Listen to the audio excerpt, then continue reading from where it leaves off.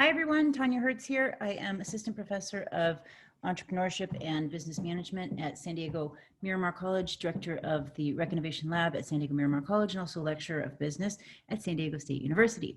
So tonight we're going to be talking a little bit about kind of a little bit of a controversial, well, not necessarily controversial, but a topic that can bring up some feelings of unrest, or it can be a little bit of an emotional topic. It's trust, justice, and ethics. And I encourage everybody to just please be respectful in your communications with your classmates, and just try to keep emotion as much as possible out of the discussion.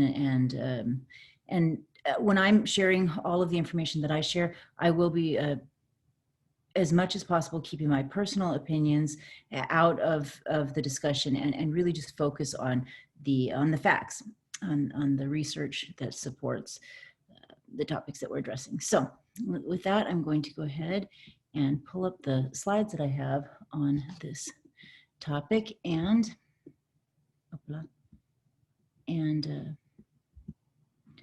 that's not the first one. I'm going to go to the first slides. Starting at the beginning, not at the end. Great. So trust is something that takes a lifetime to develop, and once it's broken, it is very difficult to get back. And that's because especially with our employees, they trust us to a large degree based on what we've done, based on their experiences that they've had with us and what they see us do. It's very important as a leader in an organization that you monitor what you say.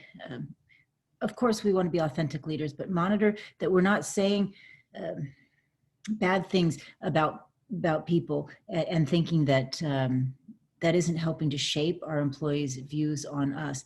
If we'll say bad things about one person, what's to say we wouldn't say bad things about another? So really think about the way that you speak, you behave, and you act, how that is developing a reputation for you in the organization. So trust is based on the reputation that we have, and that's and that reputation can be for us or for our organization, and that's how we're perceived by our employees and by the public in terms of ourselves to our employees, and our brands to the public. It's largely dependent on how much they trust us, right? So trust is the willingness on the part of again, employees or the public to be vulnerable to an authority. And that's based on whether or not they expect us to behave in a trustworthy manner. And we'll get into how that trust is established. But when we're talking about authorities, again, we're talking about either us as supervisors, and that's person-based authorities, or it can be organization-based authorities, and that's our organization, our company. Right? So everything that we're doing is developing a reputation in the minds of others about how much they can trust us. Again, it's that willingness to be vulnerable to an authority based on what they expect us to do. Now, actually being vulnerable, we call that risk. So trust is the willingness. Actually becoming vulnerable is risk. And it's often dependent on two related concepts, and those two concepts are justice and ethics. And we're going to talk a little bit more about them at length. I just want to say, though, there's oftentimes a misconception when we're talking about ethics that we're talking about and because ethics is so interdependent on morality, that we're talking about somehow religion in here. And we'll get into this more later, but the perception that religion and morality are linked is actually very often found to be a misperception when you look at the actual data. And There's not as much of that perception here in the United States today. It's kind of changing, but in other countries that's still there, and in older generations that's still there, where there's this perception that you have to have some sort of a faith in a religion or a higher power in order to behave morally. And but the research doesn't support that, and there isn't really a correlation between the two. So yeah, so we're not talking about morality from a religious perspective. So just to kind of clarify there.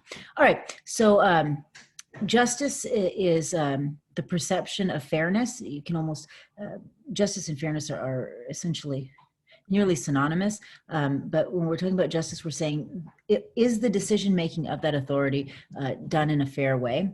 And then ethics is how much does that authority adhere to generally accepted moral views? So there are three primary considerations that we look at when we are defining or describing how people trust other people. Why some authorities are more trusted than others, why some people trust more than others. And those three primary components that go into this are disposition-based trust, or predisposition-based trust. This is also known as a trust propensity, so our propensity to trust others, cognition-based trust, and affect-based trust. And we'll go through each one by one. And when you put all those three types of trust together, that's an overall trust that people have in an organization or a person. So the first is disposition or predisposition-based trust. And this is based on what we call a trust propensity, or somebody's propensity to be trusting, their predisposition to trust. And it's a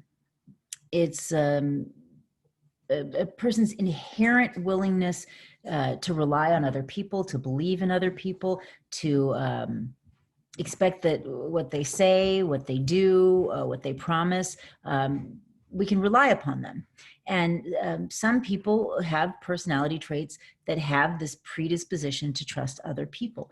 And that comes from both genetics and experiences. So it's nature and it's nurture. And those experiences, the most important experiences, tend to happen to us very early in childhood, right? The bonds that we form with our parents, the way that our family cares for us, can really shape who we are as adults and individuals, and how much we're willing to trust other people. That's why I now here I'm adding a little personal opinion here, but I believe that's why the book that's so popular right now in the country, the New York Times best-selling book by Mary Trump, is about Donald Trump's family and his upbringing. And people know that family is important in shaping who we are. And I think that's why that book is so popular right now. But trust propensity is not just based on our early childhood experiences and family. It's also based on experiences that we have later in life and our national culture. And people from different countries have a bigger predisposition to trust or lesser, and it can change over our lifetimes. I know personally, I personally have been finding myself less trusting lately, and when we look at the data, it seems like here in the United States, that's it's a national phenomenon that's starting to happen as we're becoming a less trusting society. So this is a little survey that I give every semester that I teach this class, and it's just 8 questions, and it asks questions about predisposition or disposition-based trust. And I've given this question to my, I teach this class to citizens of the US, and then I also have classes where we have combination of different kinds of people, and then classes where it's just study abroad students taking my class. And so I have it's a modified version of this exam, and it asks also where the students are from. And so I have the numbers from all the years that I've been giving this test, and I'm sorry, the survey. I'm not going to give it in this class, in the online class. I think maybe I'll give it later in the semester. We'll see. But I am going to share with you some of the data that I've collected over the years. And if you'd like to take it on your own, you're more than welcome to. Just so you know, in this paper version here, the numbers 1 and 4, you need to reverse the Likert scale. They're bolded. And so questions 1 and 4, 1 would be, or the answer 1 would, instead of being strongly disagree, would be strongly agree. 5 would be strongly disagree because it's flipped on those two. And then when you're done, you add up all of the numbers. And if it's very, very, very strongly correlated or tied to nationality. And the average score that I've received over the years of giving this test for people from the US, so US citizens, born and raised in the United States, is a 23.5. So I've gotten that 23.5 from students from the US.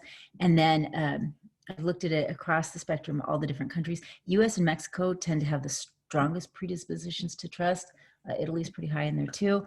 The lowest is Germany, and Germany is 14.5 was the average over the years. So students from Germany tend to be very distrusting. And think about why. Why is that? Why do they have that predisposition to trust? And here's the, in average, across the world, some of the different countries and their predisposition to trust. And you can see that the US is right up near the top. We tend to have, and this is a different survey that's given, and it's answering the question, most people can be trusted. It's a Pew Research study, and there's a lot, you can find more online if you're interested in this, but there's a lot more questions that they ask. But in general, this is looking at whether or not we're trusting as a nation. And the US has very high predisposition based trust score or trust propensity, about 55%, and that's going down. In the last 4 years, it's gone down significantly. And I think a lot of us can see as to why that is.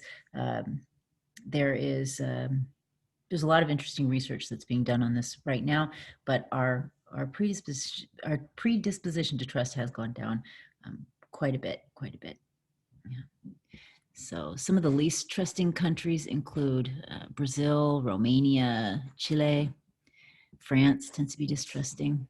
It's funny, they say Mexico is pretty distrusting, but in my the surveys that I've given to the students, it tends to be actually pretty high. And I don't know, I'm not sure what that is, but actually let's, well, we'll finish up this couple more things with trust, and then we'll call it good there. But the second consideration that will affect a person's ability to trust is we call cognition-based trust, and that is cognition. Remember, is our minds, our thought processes, and this is really our rational, pragmatic decision of whether or not to trust a person based on their track record, right?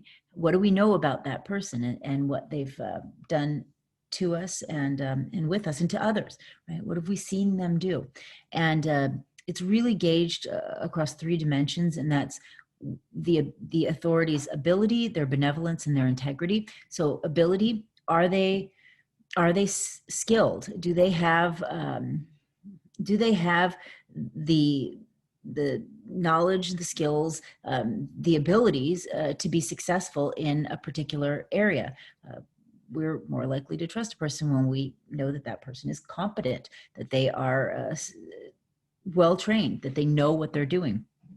Benevolence is just that person is behaving in a selfless manner and not looking out for merely themselves or their pocketbook or the company's pocketbook, but they're actually looking out for others in a completely altruistic and not self-serving way. And then integrity is the authorities'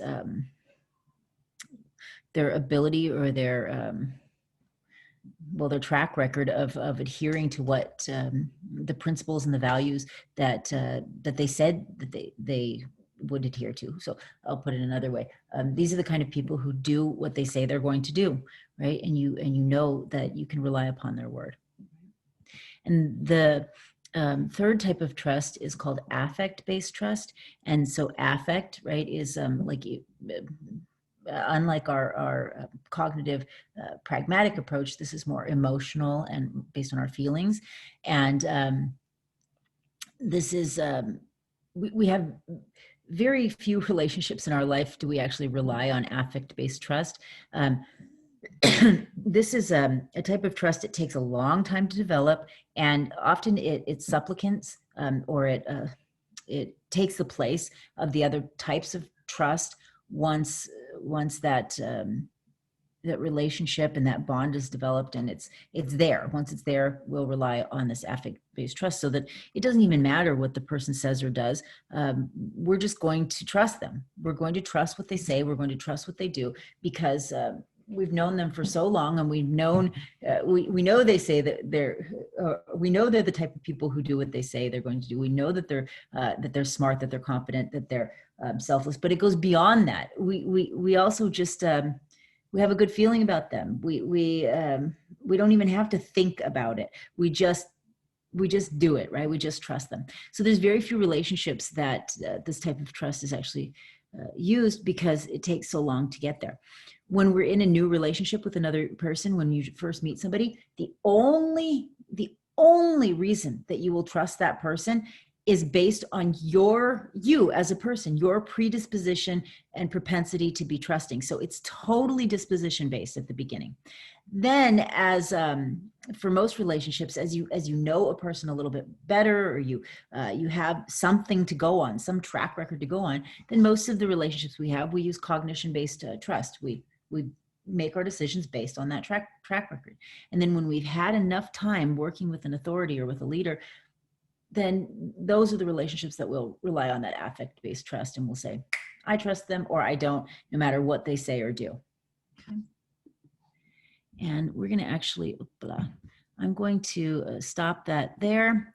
And when we come back, we'll talk about justice and ethics from there. So thanks so much. We'll see you in the next video.